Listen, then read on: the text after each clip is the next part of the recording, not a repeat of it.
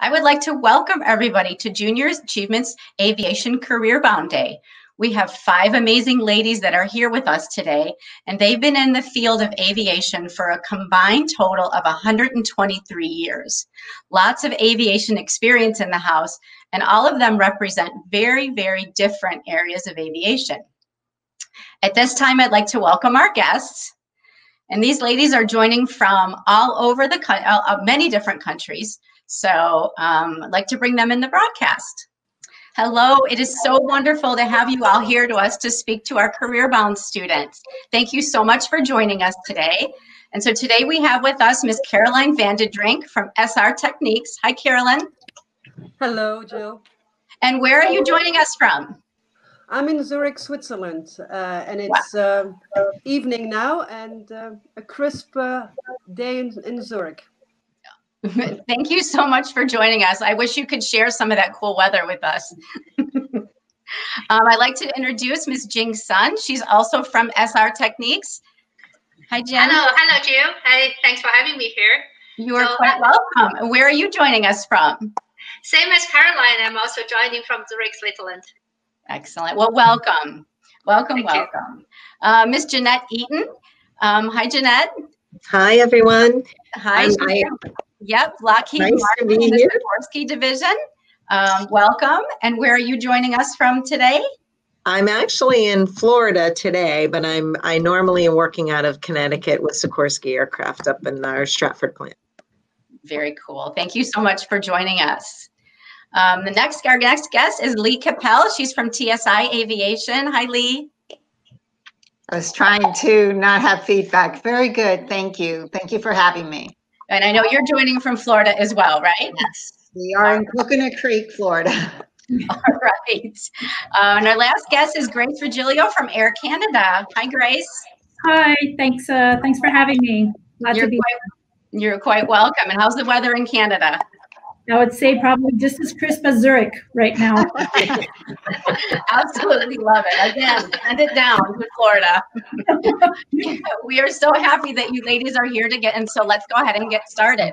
So our industry days help our career-bound students discover the opportunities that the different career paths have to offer.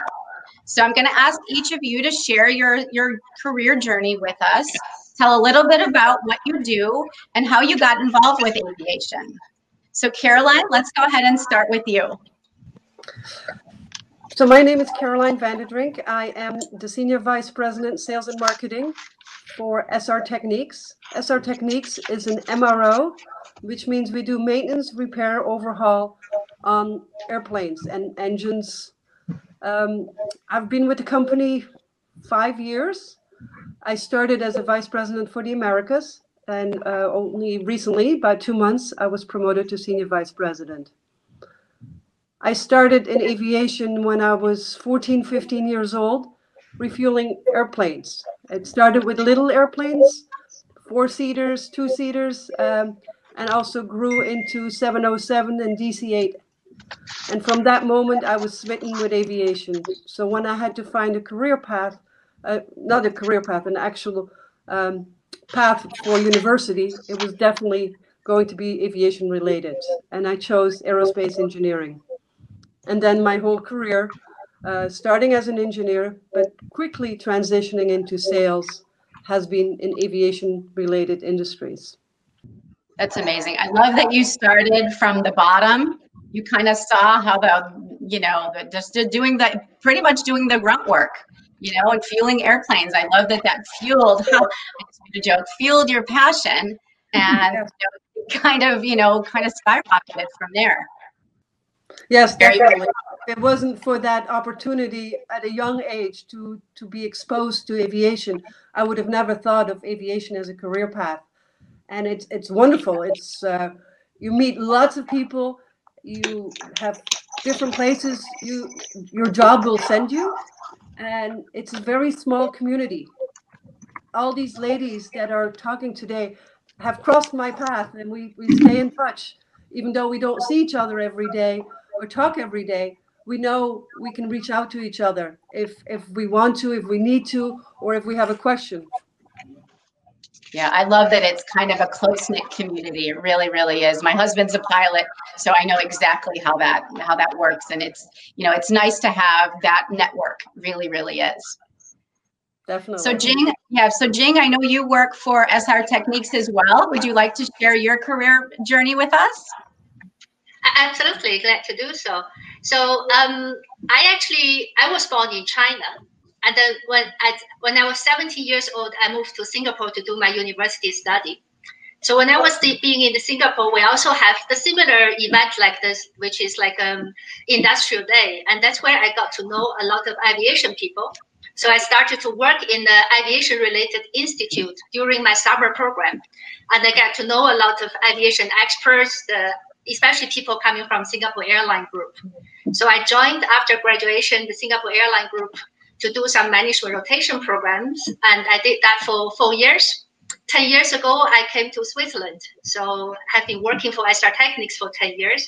And actually, this is the company who brought me to Switzerland. I was doing various jobs. Currently, I'm the vice president for customer account management for the company.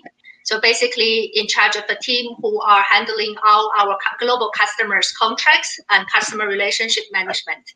And before this, I was vice president for supply chain and procurement, basically in charge of the global suppliers we have for the business. You know, and I love that you kind of started in experiencing a career bound, you know, a career, you know, exploration type, you know, event. I love that, you know, that would kind of, you know, spark your interest. Absolutely. That's why I love aviation so much, because it's such an international business.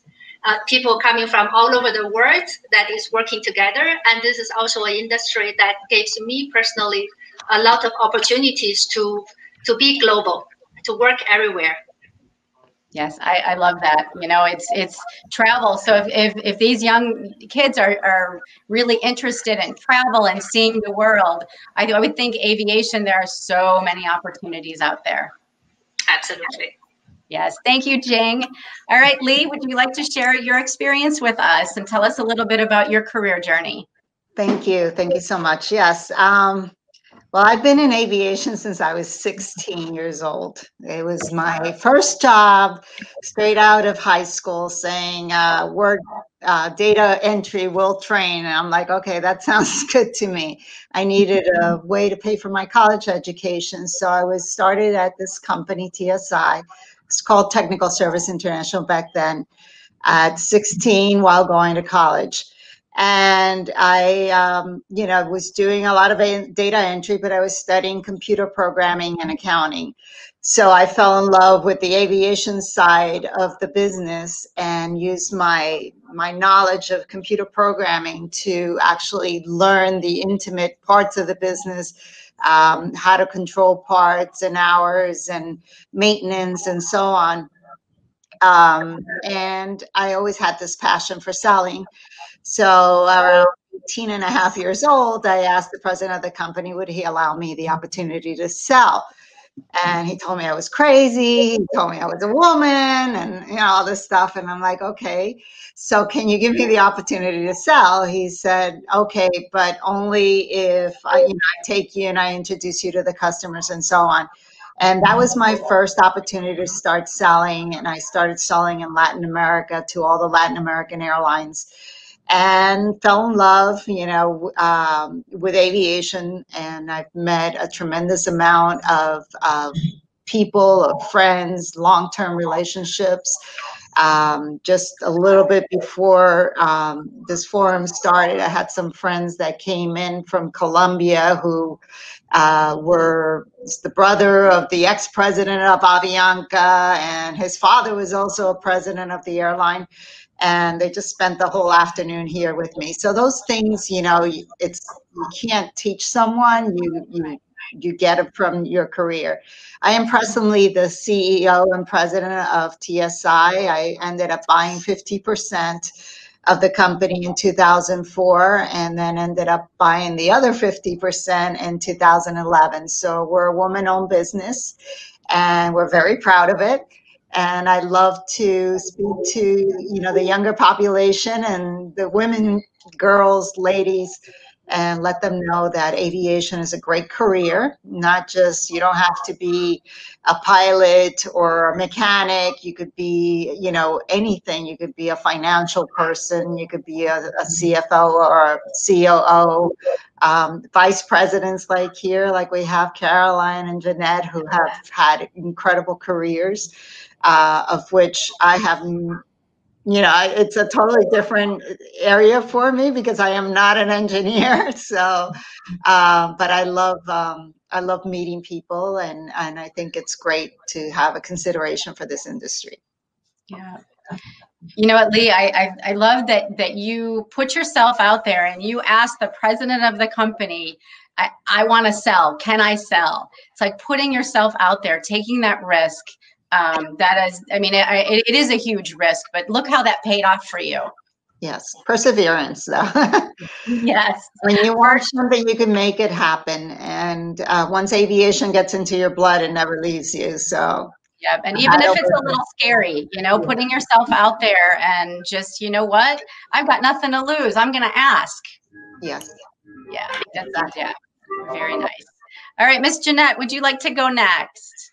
Sure. I have a little different story, but as Lee mentioned, I'm vice president for Sikorsky Aircraft, responsible for worldwide strategy and business development for all of our commercial products. And I started as an engineer. As actually, my dad was an Army aviator, but he didn't want me in aviation. He wanted me in engineering.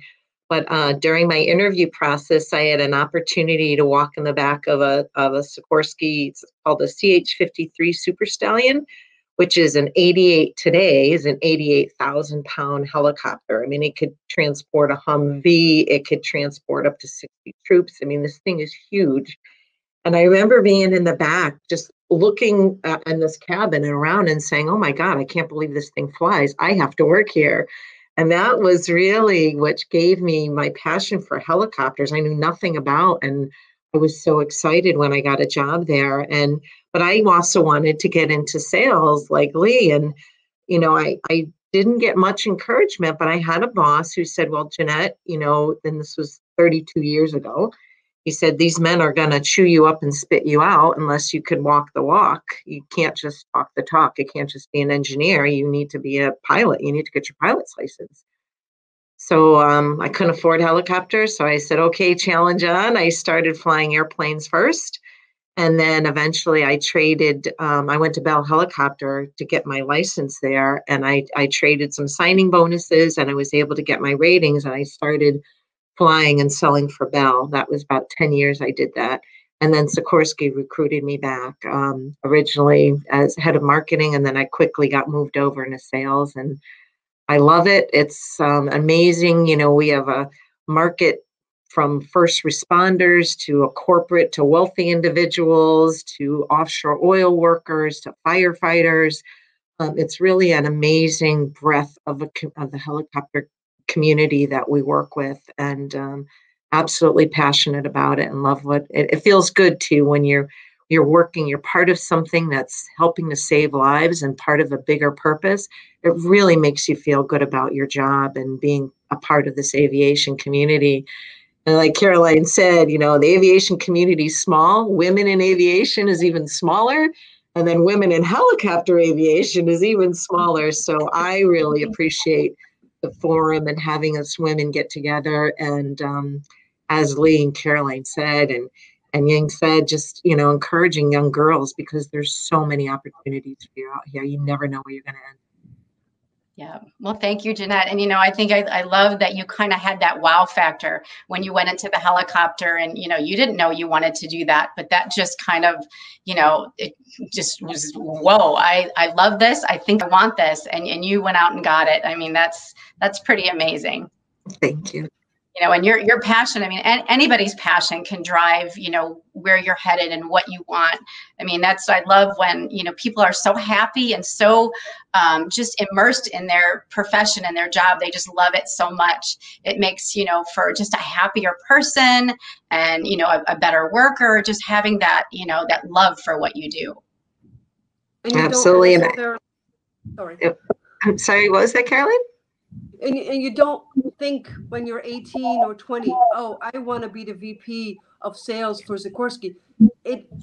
When these opportunities present themselves, you have to grasp them with both hands. I never had a dream I wanted to be a senior vice president for a maintenance and repair company. That wasn't my dream. My dream was to have an exciting job where I would wake up every morning and want to go to work. Yeah. No, I never in a million years would have seen myself as a pilot, never mind a helicopter pilot. Very different. And then once I started doing it, I realized that I found my true passion. And so that was the best advice I ever got to go after it. And I won't leave this industry. I'm in it for the long haul. Very nice. All right, Ms. Grace, would you like to go, please? Yes, thank you. So I've been at Air Canada for 23 years now. I came out of university. I studied both finance and marketing at the international business side of things. So when an opportunity came out with Air Canada, I jumped on it. It was in the finance department working for an international company. I thought I won the lottery. So I jumped on the opportunity. And it was, initially it was a clerical job working in the invoicing department for the maintenance division of engines. And that's where I got the bug for aviation. Yeah. When I took, time to actually go down and visit the shops and see the intricate amount of work that's required to maintain these engines and the power behind them, I was just taken. And that was 23 years ago, and I had many various positions in finance until I had a mentor quite a number of years ago who basically saw something in me that I didn't see myself. And he says, I think you need to be in procurement. You should really think about procurement. And it never had dawned on me. And the opportunity was, again, in the maintenance division. So I jumped on it. I said, you know what, if he sees something in me that I need to explore this, so let's explore. And now I'm leading the division for procurement for maintenance services at Air Canada. I've been doing that for about 3 years now, leading the team, and love every minute of it. Like these ladies have mentioned, it's really a passion for the industry. It's very cyclical, so there's a lot of highs and lows as we're experiencing today.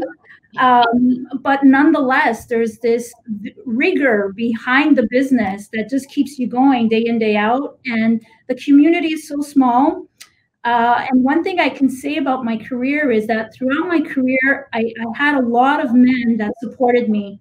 And I vouched that, if I was ever in a position, I definitely would make it so that I can encourage more women.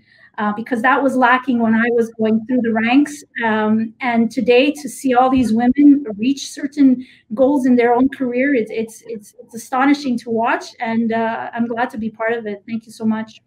Yeah, it's very, very powerful. You said something, that the people that encourage you and to encourage you to do better and to try, having a mentor, having someone that say, you know what, I see something in you and you're like, wait a minute, I didn't even see that in myself. So really surrounding yourself by, mentors and strong people and, and people that are there to look out for you and that go the extra mile for you. Yeah, exactly. Yes, very, very cool. All right, so I'd like to bring in our students so they can ask you ladies some questions.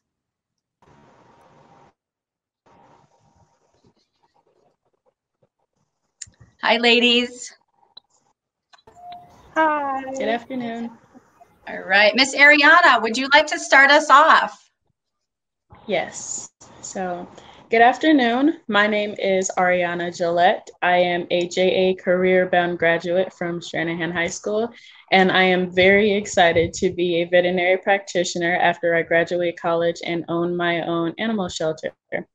I am very curious to know how you guys stayed focused and motivated throughout your careers, because it's already hard enough for me to stay focused on a science fair project. So we'll go in the same order. So Caroline, do you want to start?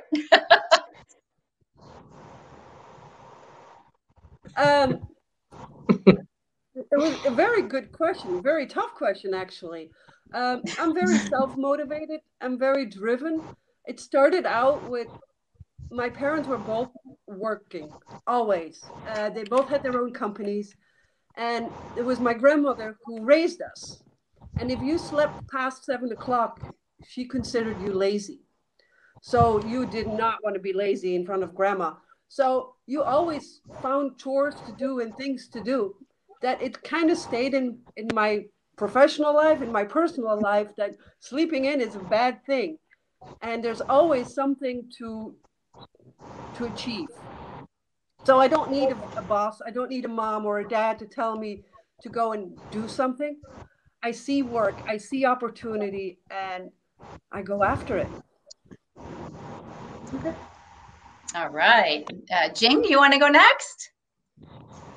Sure. I have to say I'm completely opposite to Caroline. I'm not a morning person, so I'd rather stay in the night for very late. but for me, how to stay focused in career, I guess that's come out of my personality, because I'm a very curious person. Since I'm a young kid, I'm always curious and interested to learn new things, experience different things. And that curiosity has been driving me to just try out different things and experiment in my career. And every time when I get into a new position, it just opens a new world for me. So there's a lot of new experiences, meeting new people. So that kind of motivating me from going further and further. Very good. I love it. All right, Lee, I think you were next. Okay. Next. So I think with me, my parents had 4 kids. We lived in an area, I know a lot of you are from here, from Florida, called Carroll City, Miami Gardens, close to the stadium and stuff, where, we all lived in a very small 3-bedroom, 1-bath house. So it was a struggle just to have 5 minutes in the bathroom with 6 people living there. But so you learn to be aggressive, to go after what you want, and don't take no for an answer. And for me, like when I just talked to you guys about, going to the president and saying, hey, I went from entering cards with data on aircrafts to starting to program the systems to wanting to be in sales. That was always my passion. And I have 2 boys right now, 2 sons, and they're both in aviation as well. And I've always told them, and I continue to tell them, you have to have a passion for what you do. Once you have a passion, that generates that desire.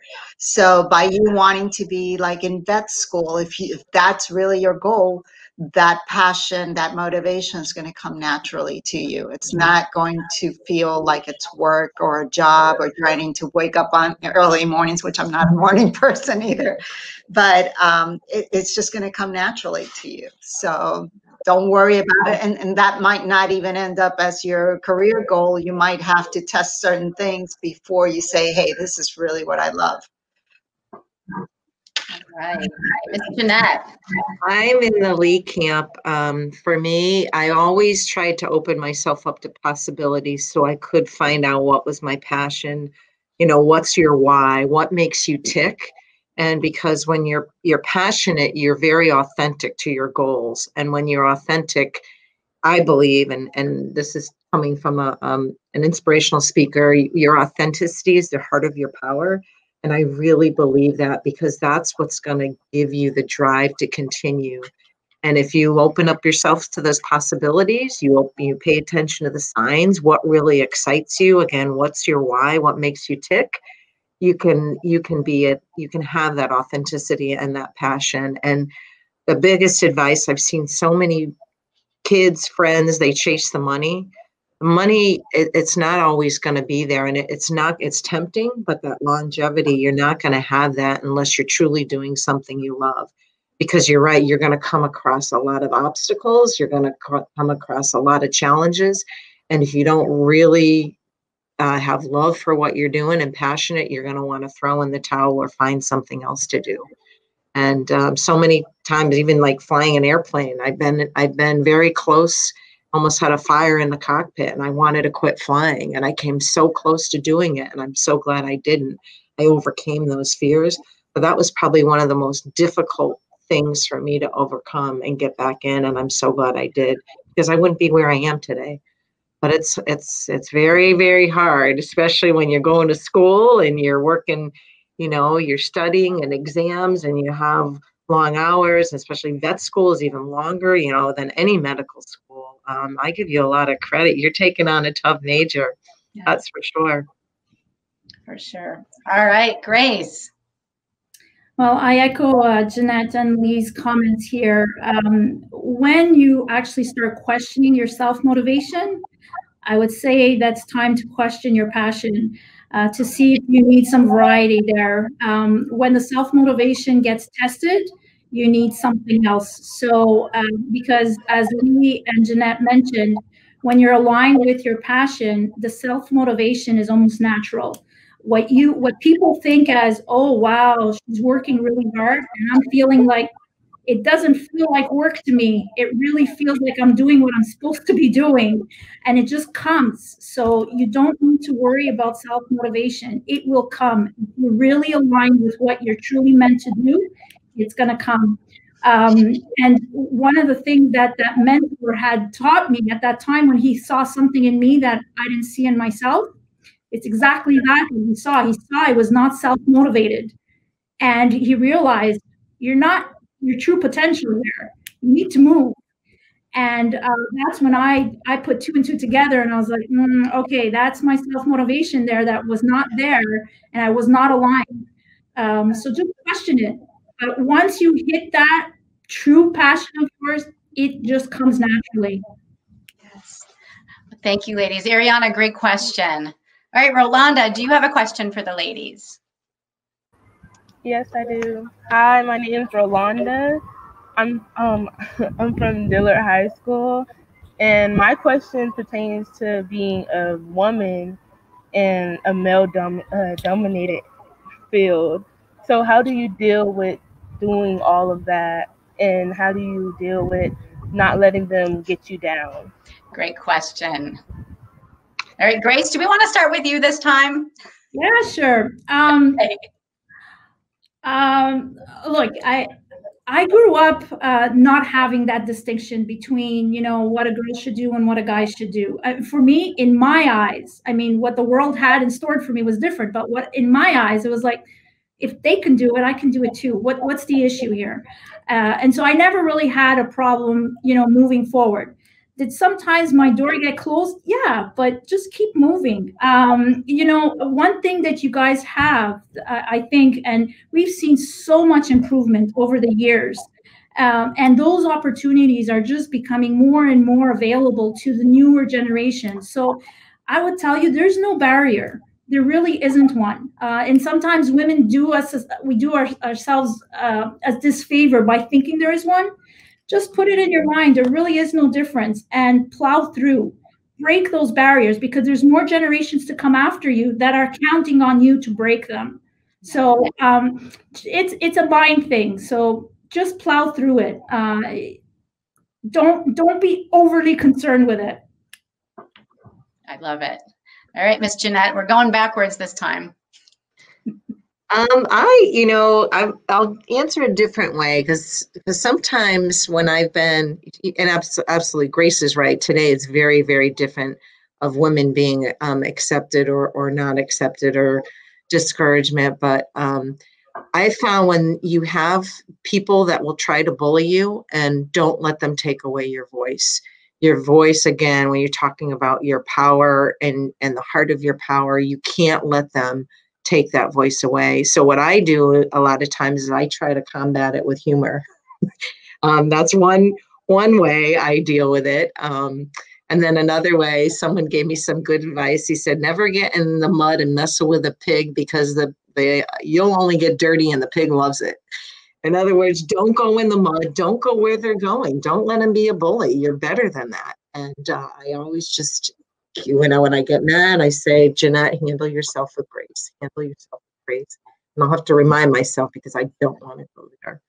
But I definitely, like I said, I use combat to try to not to make that bully, put him in his place, and not let him take away my voice, not let him intimidate me. But it's hard. It is hard. You have to be strong. Yeah. Yeah. All right, Lee.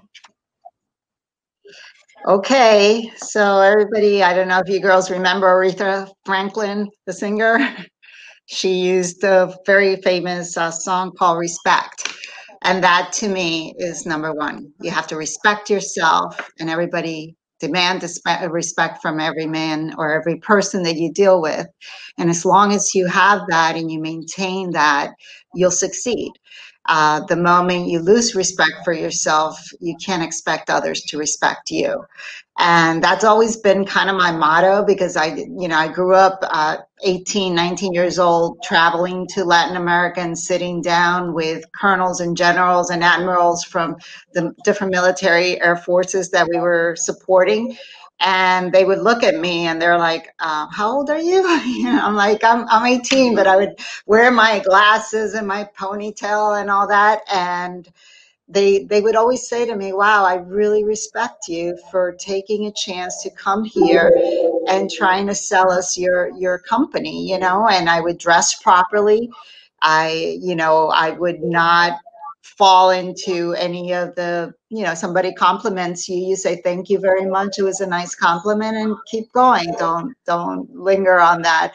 And especially the territory that I used to work in, which I still do, but back then, 30 years ago, 35 years ago, it was an extremely male-dominated martial type of environment, territory. So I think it made me a lot stronger, but respect yourself and believe in yourself, and you'll do great.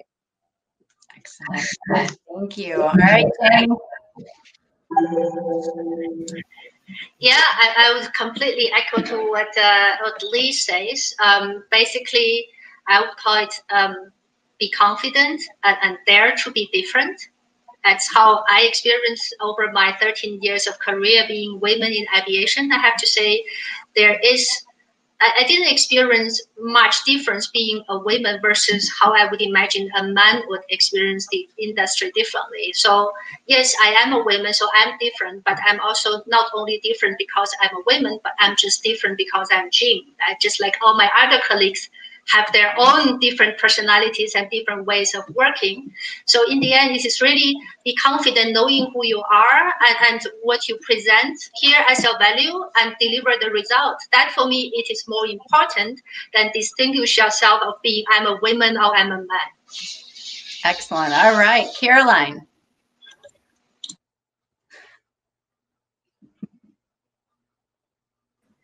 Some excellent examples of how to deal with that. And what I did, I had very supportive parents that never said, hey, you're pursuing a job that's in a male-dominated world. No, my mom had an aircraft refueling company. For a woman to start an aircraft refueling company was unheard of in that industry. But we didn't see it as a male or a female industry. But what I did find is having the skills and the education behind you. So when you stood in front of a customer, and at that time I was a sales engineer, I had to explain the performance of an aircraft for an OEM to potential airline customers. I had to know my subject really well because I got tested. And maybe I got tested a little more than a male colleague would have. But it just made me study harder my subject to make sure that any question they threw at me, I knew. So just make sure you know your stuff. Yep. And you're confident about it. Yeah. Yeah. Very powerful, ladies. Thank you so much. So we have Huguette on. Huguette, why don't you go ahead and introduce yourself? Tell us what school you're from and a career goal, and then you can go ahead and ask your question. Good afternoon, everyone. My name is Huguette St. Hubert. I attend Stranahan High School, and I'm currently in the 12th grade. I would like to become a pediatric nurse in the near future. And my question for you is, if you were to give an advice to your younger self, what would it be? All right, I'll let you ladies, who wants to tackle that one first? Anyone? I would say, I'll go first really quick. The only thing that I would say is use your opportunity, your young years to enjoy as well as study for your career and stuff. From a person who started her career very young, I cut that childhood out of my life. And if I have one thing to regret is that I didn't go away for college. I had to stay here and do college at home and work to pay for it and so on. So if you have the ability to do that and enjoy your life, your college years, and take that as a lesson as well, because you'll always refer back to those great times in your educational years. So that's my say in it. Thank you, Lee. I was the opposite of Lee. I partied too much in college. I wish I didn't. All right, so Caroline, what advice would you give your younger self? The opposite of Lee, where I would say study more and party less. That's funny. I was going to university in Daytona Beach, and Oh wow! I was going to Embry-Riddle Aeronautical University at the age of 17, and I had just come out of 6 years of boarding school, so it was quite a different environment. I mean, I did graduate with an aerospace engineering degree in 3.5 years, so I did study a little bit. So yeah, if I go back, I would say be more serious. When I did my master's degree, I was a little more mature, and I got a lot more out of that degree than I got out of my engineering degree. All right, Jeanette, what about you? Well, for me, I actually, in high school, I was very quiet and shy. I never in a million years, again, saw myself being a pilot, nor even in sales. And I saw people in sales, I'm like, they're crazy. I loved the idea of being an engineer, so I could sit behind a desktop and a monitor and draw all day. And I wish if I had to do it all over again, I wish I had enough confidence in myself. I think that was my issue back then. I didn't have the confidence in myself to have that voice. I just didn't believe in myself. And I think that's so important because not being intimidated by others, people actually, they want to hear what you have to say. You are very interesting to others around you. And even though I was top of my class, I didn't have the confidence in that I was smart, or I thought everyone else was better than me. And so I don't know how I ever overcame that. I think it just came back to finding my passion and going right for it. Maybe if I started flying when I was in high school, I would be very, very different today, and that personality would have bloomed a lot sooner. So it goes back to finding what you're passionate in and be confident in what you're doing and believe in yourself. That's going to take you miles. Great. How about you, Jing? Well, I think that's a really interesting question. It even start making me think. So I would say I would utilize my university time better by broaden my study scope. Because I was very focused on getting a very good mark in the engineering degree I was studying, so I put in a lot of effort into that. But it turned out that it is those few subjects that I took outside the major, goes into history, art, finance, management, whatsoever you name it, that makes today my career more beneficial out of that. I have to say I forgot most of the engineering topics I studied in the university. So if I had the time to retake my university degree, I'll probably spend a lot more time in those subjects to utilize the university 4 years to kind of even further broaden my horizon. I love it. All right, Grace. What I probably would tell my younger self is to not be afraid to make mistakes. One of the things, I was always very cautious and I was always afraid to take steps because of the possibility of failure or not making that right decision. And so what I would tell you ladies is that don't be afraid to make the mistakes, because either way you come out a winner. Either it works out for you or there's a great lesson to be learned in making a mistake. So whichever way you look at it, you come out as a winner. So just, don't worry about the mistakes. See them in a positive light. Yeah, I love that, Grace. And, that's a great way to really wrap up. I mean, everyone's got to find their passion. They've got to take risks. You have to find a mentor and, just find like that why, why are you doing this? And make it connect to, what you're doing and what you want out of life. And I just love it. Thank you so much, all you ladies, Caroline, Jing, Jeanette, Lee, Grace. You guys are amazing, strong, just amazing ladies in aviation, and kudos to you for getting to where you are and just being amazing ladies. And I also want to thank our students, Ariana, Rolanda, and Huguette. Thank you so much for your thoughtful questions. Really appreciate those. So, and if any of you would like to connect with any of these ladies, please reach out to Brianna and she will send them your contact information. So thank you so much for your attention and have a wonderful day. Bye, ladies. Good luck with your careers and your school choices.